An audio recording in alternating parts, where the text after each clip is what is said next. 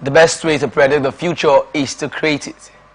Time is precious, time is money, and this is the time for Morning Talk on Atlantic Television Network.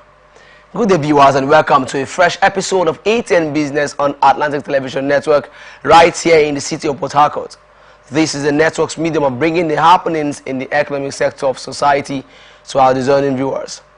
This program is aimed at bringing to the doorstep of viewers the business, financial, and economic activities from all strata of society. Its delivery is accentuated through the various stock exchanges across news about government economic activities, private sector business activities, list with expert opinions, stakeholders analysis, and correspondence reports.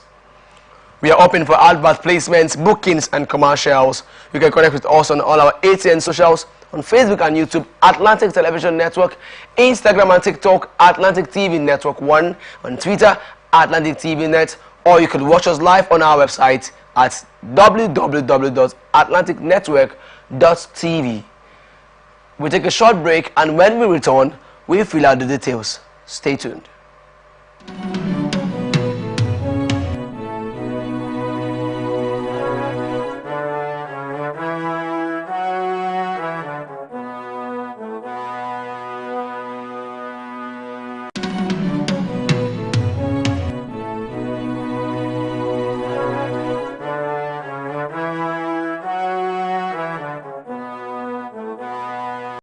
From the lines across the ocean to the land beyond the mountains, through the Sahara, we bring all the sport news, live analysis, expert discussions on trending stories in politics, business, socio-economic, sports, and documentaries. So catch all the updates on the happenings around the globe.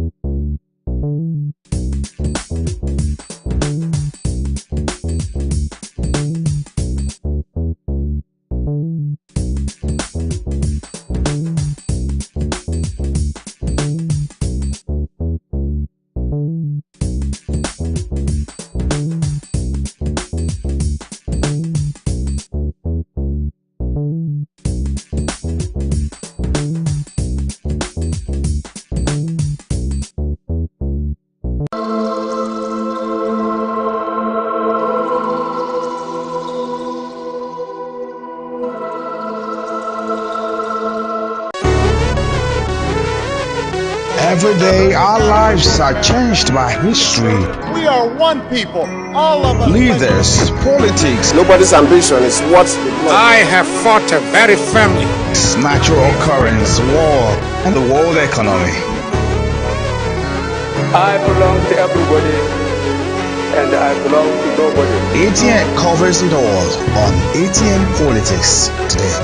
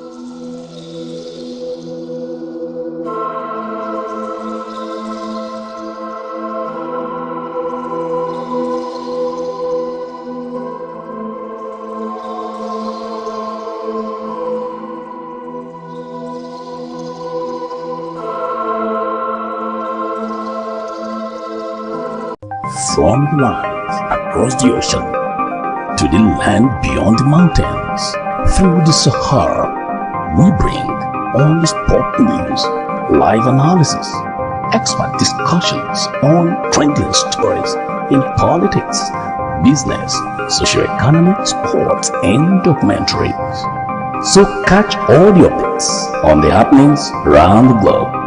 Stay focused on the fact today, only on ATN.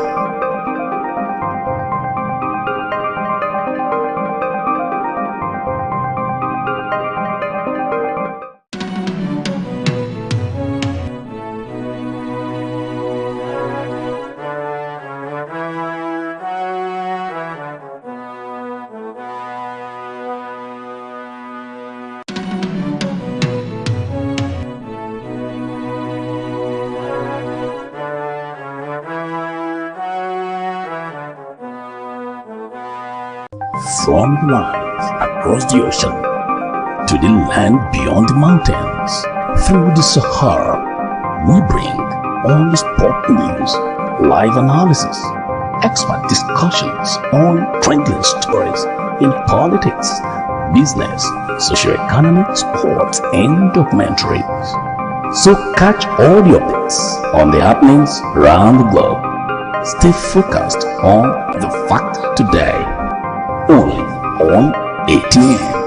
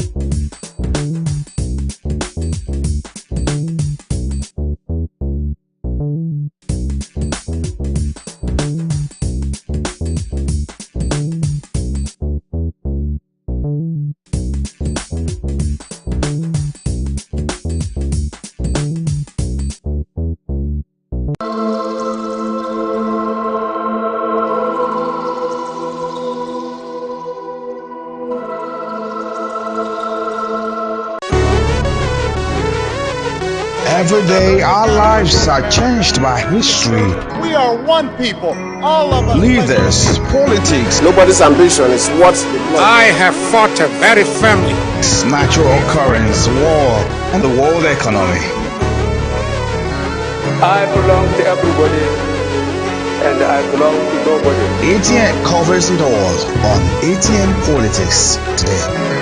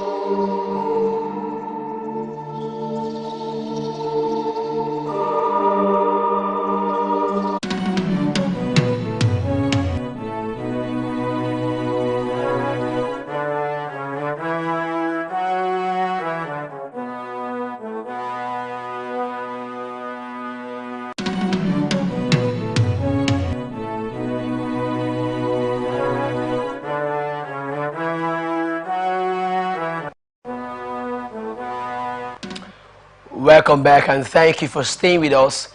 Joining me on Atn Business to analyze our top story today is Mr. Fineface McKinney, Esquire. Mr. Fineface is a lawyer and a socio-economic analyst. Welcome, sir. Thank you for joining me on my show today. Thank you for having me. Okay, on to our first story. House of Representatives Committee on Foreign Affairs has faulted the allocation of only 286 million naira to administer Nigeria's 109 missions abroad. This was as the Budget Office recommended reduction in the number of foreign missions until the country achieves a better revenue generation. However, the Joint Admissions and Matriculation Board (JAMB) has defended the allocation of 1.1 billion naira for staff meals in its proposed 2025 budget, citing the need to provide for its employees' welfare. Chaired by Wole Oke, the committee kicked against the federal government's envelope budgeting system, saying it was not in tandem with extant provisions of the law. Documents submitted by the Ministry of Foreign Affairs to the committee showed that the ministry had recommended about 1.5 trillion naira budget based on its needs assessment of the missions. Speaking during an interactive session with the ministry and the Budget Office of the Federation yesterday, Oke said, "I have not seen anywhere in our laws where envelope budgeting is mentioned." He described the budget as too poor for missions that were supposed to mirror the country's image. "We are worried that what you submitted to the president was not based on needs assessment and it is at variance with the law."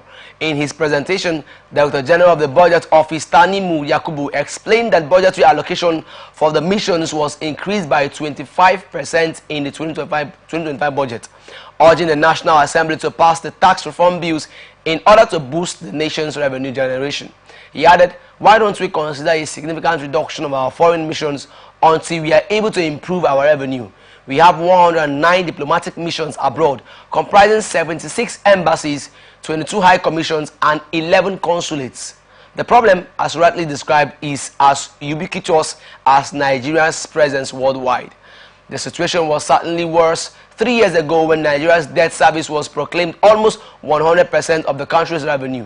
We started to see improvement under this administration when, through debt financial engineering in year 1, debt service was brought from as high as 100% to 55%.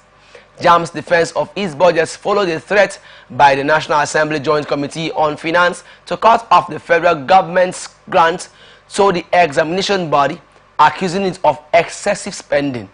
Speaking when the JAMB registrar, Professor Ishak Oloyede, appeared before the joint panel, federal lawmakers had criticized the board for spending 1.1 billion naira on meals and refreshment in 2024, stating that the funds were generated largely from indigent students.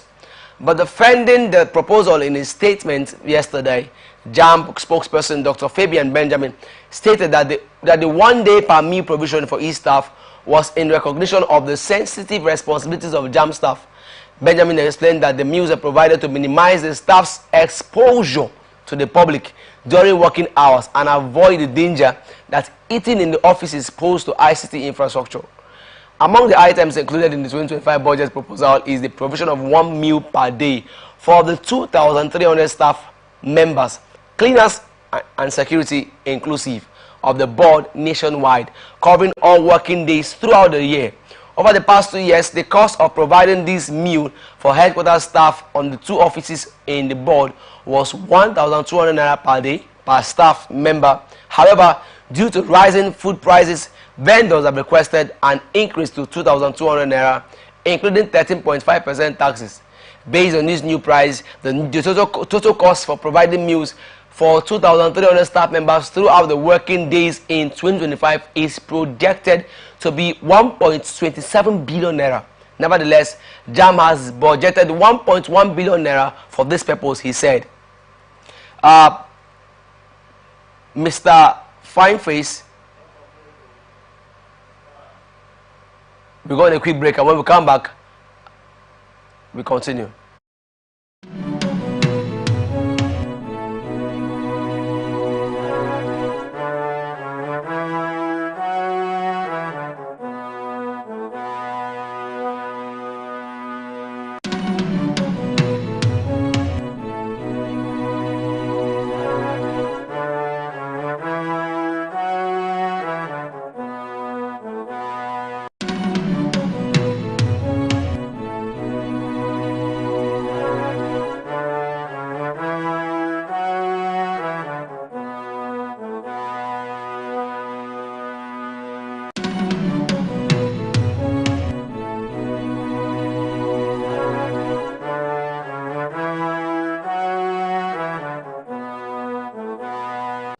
from the lands across the ocean to the land beyond the mountains.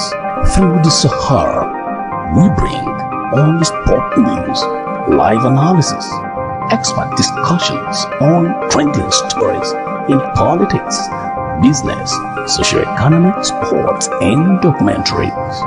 So catch all the updates on the happenings around the globe. Stay focused on the fact today, only on ATN.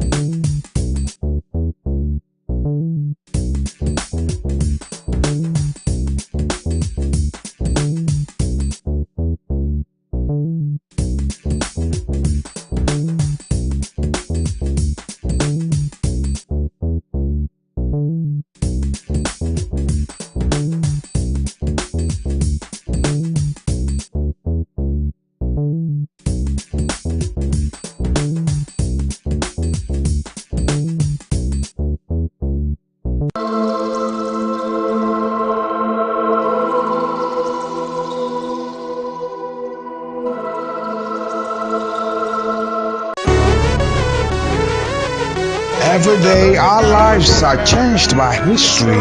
We are one people, all of us. Leaders, politics, Nobody's ambition is what I have fought a very family.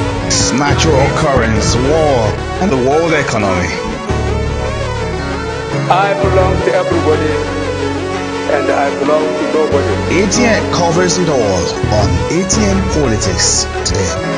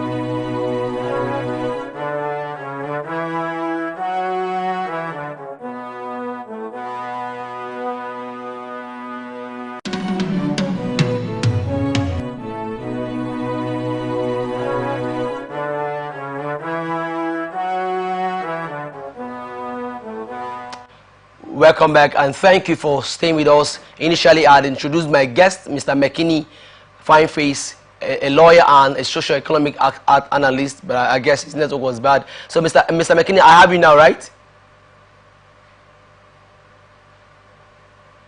You can hear me out now? Yeah, you have me. All right, so our first story has it that Reps panel forced 286 million. I can hear you. Oh, yes. You have me. Okay, our first story has it that Reps panel forced 286 million allocation to 109 foreign missions.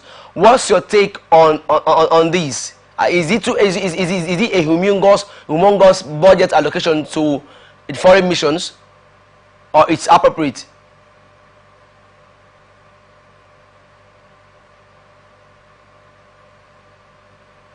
Did you hear me, sir?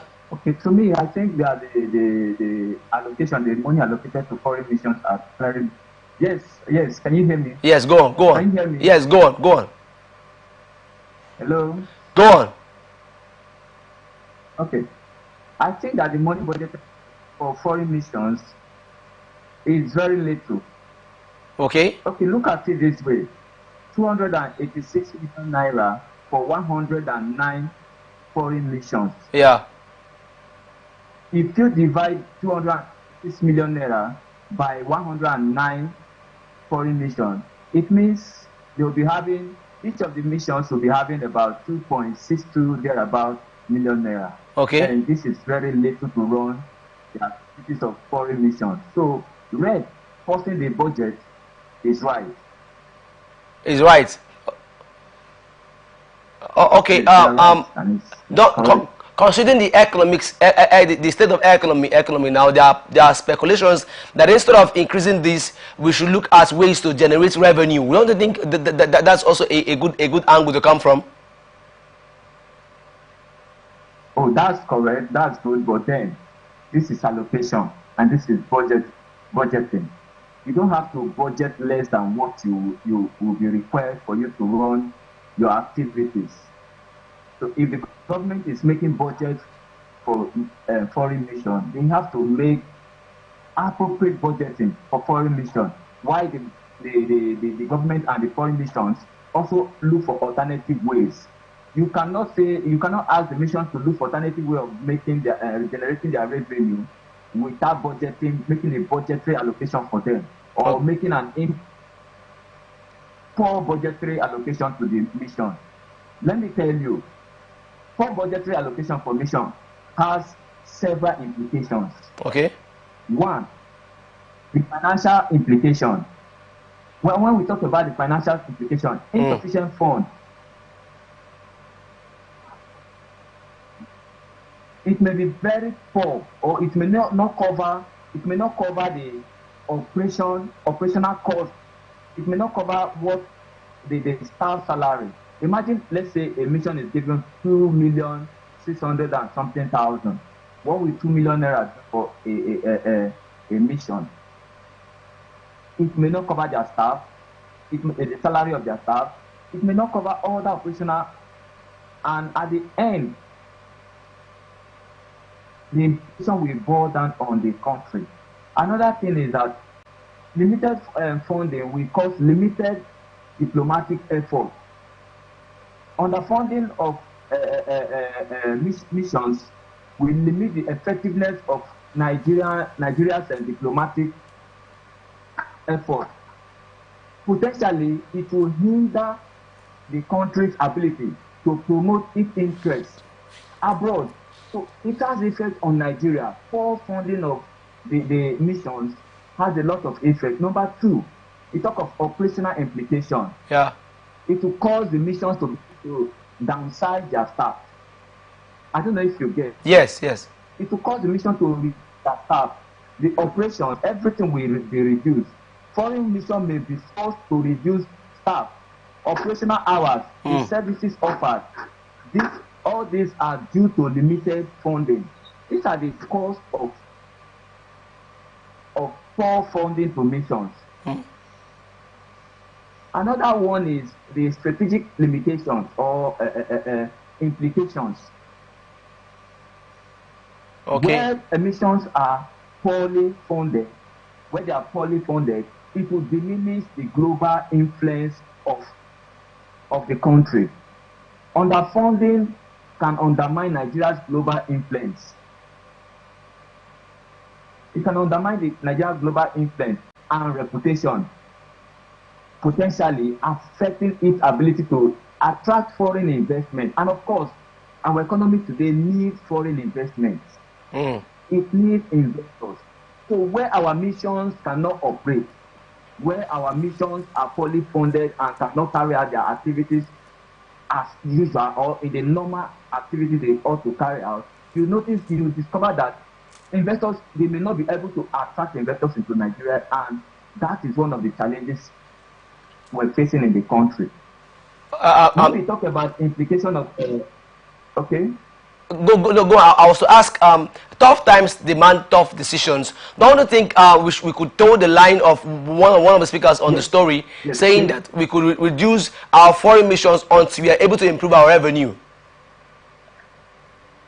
And that if they want to reduce the foreign mission, fine, but not to underfinance them, not to allocate funds that will not serve the purpose of the mission. You get? Yes. So one of the implications of strategic implication is that poorly funded mission will weaken the bilateral relationship of the mission. Okay. It will cause a mission not to have proper to be strained bilaterally. Okay. The relationship between the mission and the country, the host country, will be strained. Potentially, it will impact cooperation on key issues like trade, Okay. security, and development. All these are the impacts that Nigeria would face as a result of poor funding. So I feel that, I think that the rep, they is suspending or let me use the word suspending the budgetary allocation for that mission. It's right and proper. Mission shouldn't be poorly funded. It doesn't end there. It doesn't end there. Do you know the consequences of poor funding of mission to Nigeria? It will decrease economic opportunities. When when investors cannot come to invest in Nigeria, you begin to see that economic opportunity will be lost in Nigeria. The security implication is also there. Missions can be compromised. Poor funding of mission can compromise the security of Nigeria, the citizens abroad as well, and that of the mission itself. So, Okay. me, Yes. Mr. McKinney, part of our story today. Part of our story today has it that JAM defended its budget following the threat by the National Assembly Joint Committee on Finance to cut off the federal government's grants to the examination body, accusing of excessive spending. And speaking when the registrar of JAM, Professor Ishak Oloyede, appeared before the joint panel federal lawmakers, he had criticized the board for spending 1.1 billion naira on meals and refreshment in 2024, stating that the funds were generated largely from indigent students. But he defended the proposal in the statement yesterday. He said, defending the statement yesterday, JAM spokesperson Dr. Fabian Benjamin stated that the 1 day per meal provision for each staff was in recognition of the sensitive responsibilities of JAM staff. He also explained that the meals were provided to minimize the staff's exposure to the public during working hours and avoid the danger that eating in the offices pose to ICT infrastructure. We are looking at 1.1 billion naira on meals for JAM, for JAM staff across the nation. And the National Assembly was threatening to cut off government's grants to JAM, following the fact that if this social amount could be generated from indigent students, that means JAM could fund itself. So my question is, do you think JAM claiming that 1.1 billion naira is what it ought to use for the staff's welfare is okay or too much, considering the economic realities we are in now? Well, yes. The issue there is that we do not have the statistic of the employees of JAM. Okay. Where one would ascertain if the amount, the 1.1 whatever billion, Yes, is meant for those the welfare of the staff. yeah. However,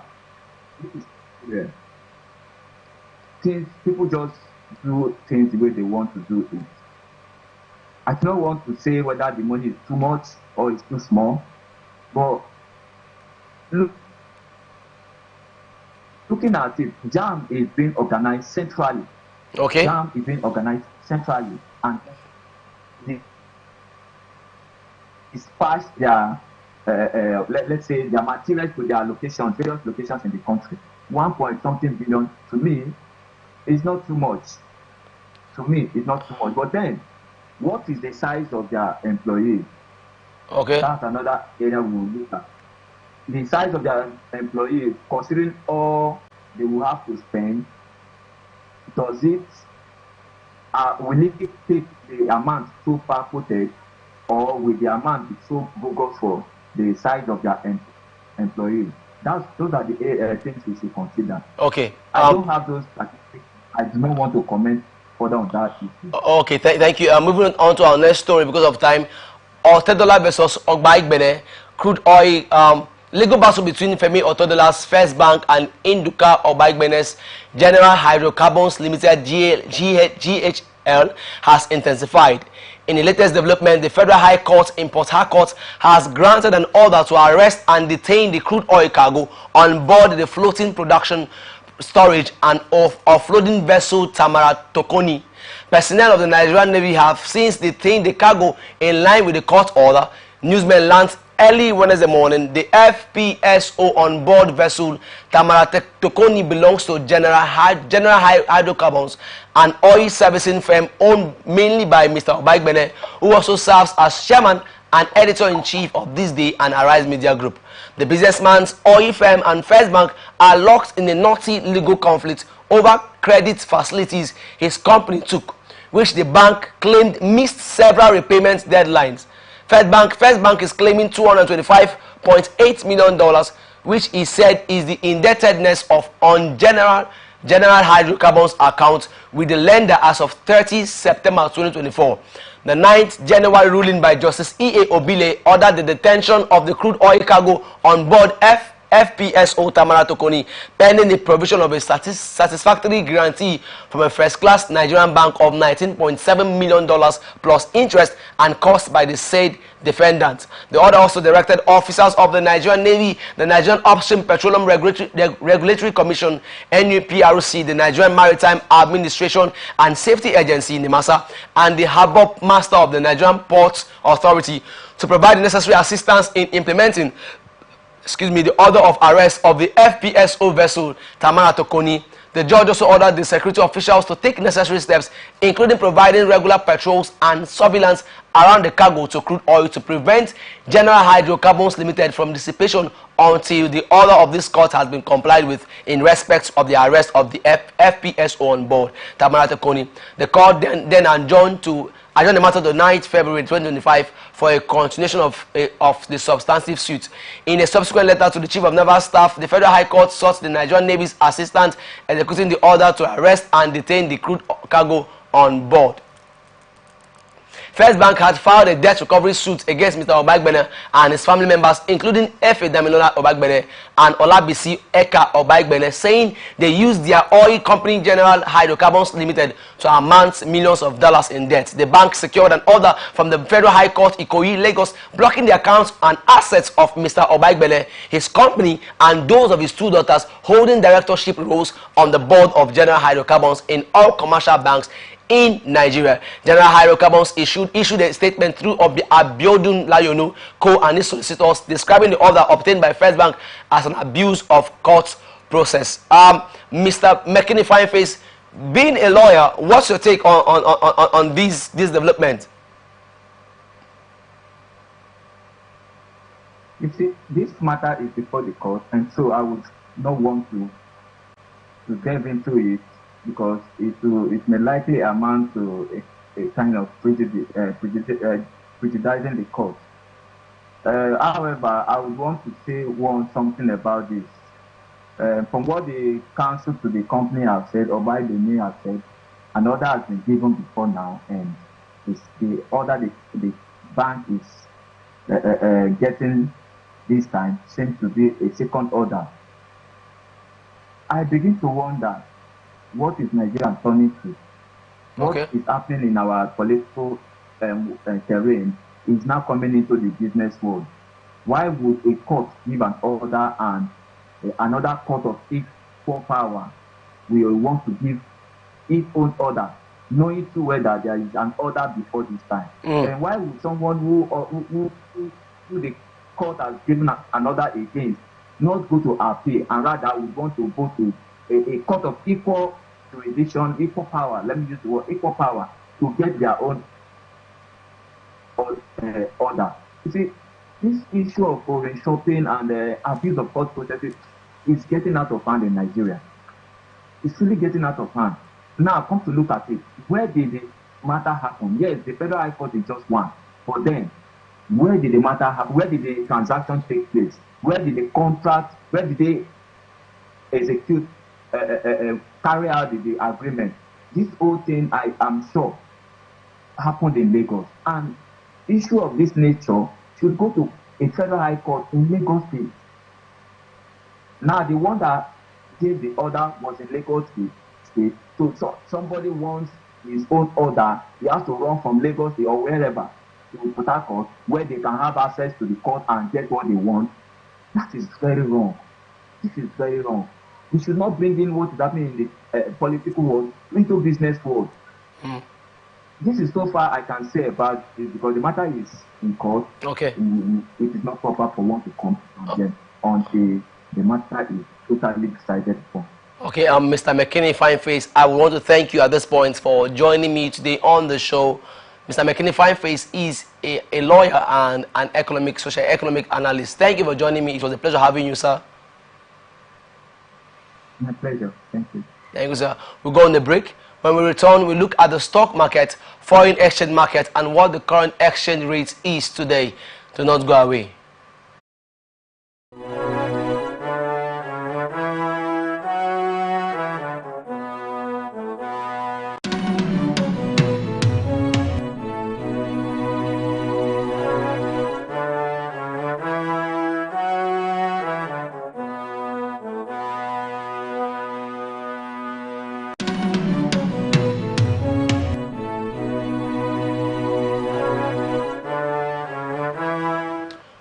Welcome back and thank you for staying with me.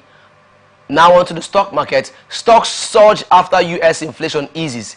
Asian markets extended a global rally Thursday after below forecast US inflation provided a much needed shot of relief to investors and revived hopes for interest rates cuts this year. Strong earnings from Wall Street banking titans and a ceasefire deal between Israel and Hamas added to the optimistic mood on trading floors. Still, there remains a certain amount of caution ahead of Donald Trump returning to the White House next week, having promised to ramp up tariffs on imports and slash taxes and regulations that many fear could reignite inflation. Data on Wednesday showing core consumer prices rose less than expected in December helped spur a surge in New York listed stocks led by tech giants including Nvidia, Amazon and Google parent Alphabet. The S&P 500 and the Dow powered on more than 1% and the Nasdaq more than 2%,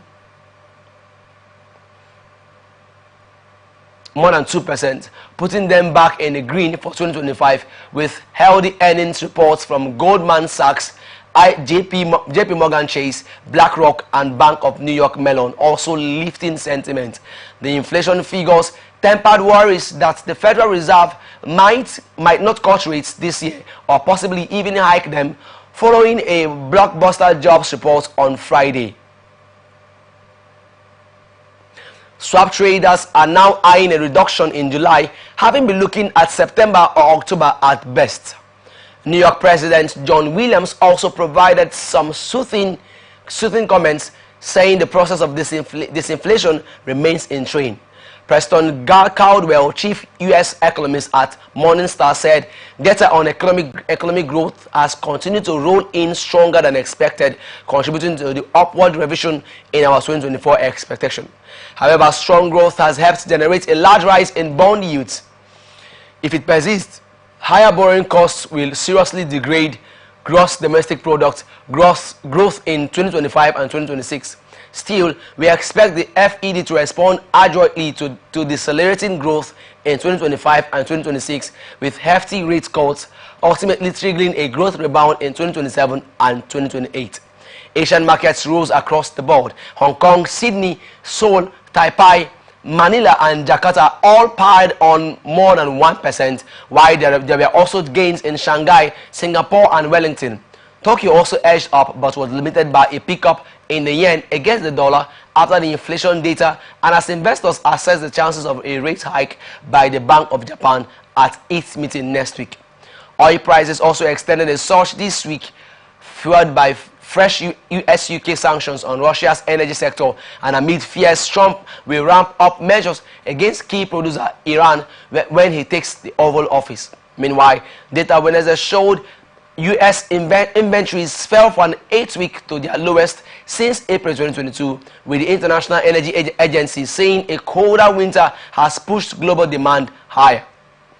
And now on to exchange market. Sterling dips after data shows slower UK economic growth. Pound fell on Thursday after data showed the British economy grew more slowly than expected in November, which could give the Bank of England more room to cut interest rates this year. The Office for National Statistics said gross domestic product expanded by 0.1% in November, following October's 0.1% drop and below forecast in a poll of analysts for a rise of 0.2%. The pound edged lower following the data to trade down 0.31% on the day at $1.2207 compared with around $1.222 right before the data. Against the euro, sterling was down 0.26% on the day at 84.29 from 84.18 pence before the GDP numbers. The derivatives market is currently pricing in 58 basis points worth of cuts from the Bank of England by the end of this year. And on to the current exchange rates. Oil companies' dollar bids push rupee that lower. Indian rupee weakened on Thursday as dollar demand from importers, including oil companies, outweighed the impact of a pullback in US bond yields after lower than expected inflation renewed hopes of US rate cuts. The rupee declined to 84.4850 against the US dollar as of 11 a.m. IST, down 0.1% on the day. Likely portfolio inflows helped the currency post its best single session gain in over 7 months on Wednesday, after it hit an all-time low of 86.6475 in the previous session. The dollar index was hovering around the 109 handle after data showed that core US consumer prices rose less than expected in December, finding hopes that the Federal Reserve will be able to cut interest rates this year. Investors are now pricing in nearly 38 basis points of FED rate cuts in 2025 against 31 BPS before the inflation data. The inflation trend remains too hot for comfort, and the FED is likely to extend its well-telegraphed pause in rate cuts before March, ING Bank said in a note. The bank expects the Fed to deliver a total 75 BPS of rate cuts over 2025. The inauguration of U.S. President-elect Donald Trump on January 20 and central bank policy decisions lined up globally are expected to heighten market volatility, said Amit Pabari, managing director at FX, the advisory firm CR Forex. Trump's inauguration is likely to herald a more volatile period for markets. Measures related to trade tariffs will be in focus, with China's yuan, a closely tracked peer of the rupee, at risk. China's top leaders and policymakers have considered allowing the yuan to weaken in 2025 as a brace for higher US tariffs, newsmen reported in December. And this is where we wrap it up on this episode of Atn Business on Atlantic Television Network. We are open for advert placements, bookings, and commercials. You can connect with us on all our ATN socials, Facebook and YouTube, Atlantic Television Network, Instagram and TikTok, Atlantic TV Network 1, on Twitter, Atlantic TV Net, or you can watch us live on our website at www.atlanticnetwork.tv. Peace and unity are the pathways to progress. I am Favor Chikwesri Michael. Thank you for watching.